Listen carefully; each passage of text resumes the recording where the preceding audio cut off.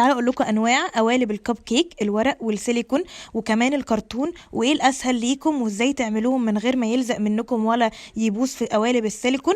واسهل طريقه انكم تعملوا بيها الكب كيك ديت، انا كل الكميه دي عاملاها ب4 بيضات بس. تابعوني علشان خاطر تعرفوا ازاي الوصفه دي. قوالب الكبيره شويه سيليكون، دي قوالب اصغر شويه وده شكلها. الكب كيك ما بيلزقش يا جماعه خالص في القوالب السيليكون، اسهل بكتير وكمان احسن وانضف، وانتوا تقدروا تستخدموهم مره واثنين وثلاثه.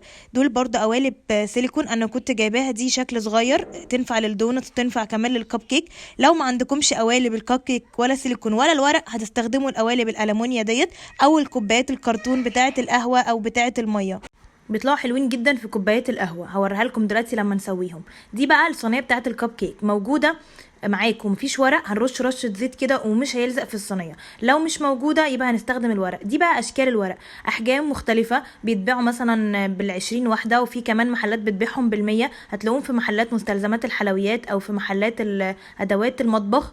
الورق حلو بس الكيك بتلزق فيه، حتى لو عاملين فيه ايه يبقى ممكن تعملوا على طول في الصينيه او ممكن تعملوا في السيليكون. السيليكون انضف بكتير وكمان اسهل وبيستخدم مره واتنين وبيخش غساله الاطباق، فيعني انا عن نفسي بفضل السيليكون اكتر.